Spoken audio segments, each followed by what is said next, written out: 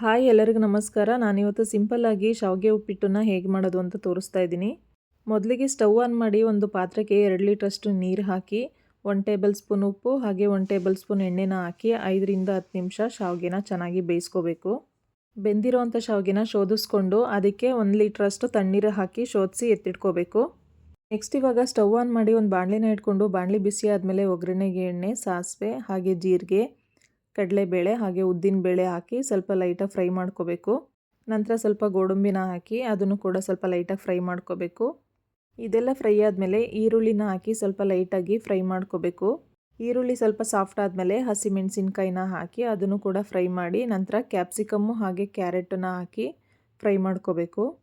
ಇದೆಲ್ಲ ಸ್ವಲ್ಪ ಲೈಟಾಗಿ ಫ್ರೈ ಆದಮೇಲೆ 1 ಕಪ್ಪಷ್ಟು ಹಸಿ ಬಟಾಣಿ ಹಾಗೆ ಅರ್ಧ ಟೇಬಲ್ ಸ್ಪೂನಷ್ಟು ಅರಿಶಿನ, ಅರ್ಧ ಟೇಬಲ್ ಸ್ಪೂನಷ್ಟು ಉಪ್ಪು ಹಾಗೆ 1 ಕಪ್ಪಷ್ಟು ತೆಂಗಿನಕಾಯಿ ತುರಿನ ಹಾಕಿ ಫ್ರೈ ಮಾಡ್ಕೋಬೇಕು. ಇದೆಲ್ಲ ಫ್ರೈ ಆದಮೇಲೆ ಶಾವಿಗೆನ ಹಾಕಿ ಚೆನ್ನಾಗಿ ಮಿಕ್ಸ್ ಮಾಡಿ ಲಾಸ್ಟಿಗೆ ಕೊತ್ತಂಬರಿ ಸೊಪ್ಪು ಹಾಗೆ ನಿಂಬೆಹಣ್ಣಿನ ರಸನ ಹಾಕಿ ರುಚಿಗೆ ತಕ್ಕಷ್ಟು ಉಪ್ಪನ್ನ ಹಾಕಿ ಚೆನ್ನಾಗಿ ಮಿಕ್ಸ್ ಮಾಡಿದರೆ ಶಾವಿಗೆ ಉಪ್ಪಿಟ್ಟು ರೆಡಿ ಆಗುತ್ತೆ. ತುಂಬ ಈಸಿಯಾಗಿ ಮಾಡೋ ಅಂಥ ರೆಸಿಪಿ. ಈ ರೆಸಿಪಿ ನಿಮಗೆಲ್ಲ ಇಷ್ಟ ಆಗಿದರೆ ಒಂದು ಲೈಕ್ ಮಾಡಿ ಹಾಗೆ ಫ್ರೆಂಡ್ಸು ಫ್ಯಾಮಿಲಿ ಜೊತೆ ಶೇರ್ ಮಾಡಿ. ಇನ್ನೂ ಹೆಚ್ಚಿನ ಈಸಿ ರೆಸಿಪೀಸ್ಗೆ ನನ್ನ ಪೇಜ್ನ ಫಾಲೋ ಮಾಡಿ. Thank you all.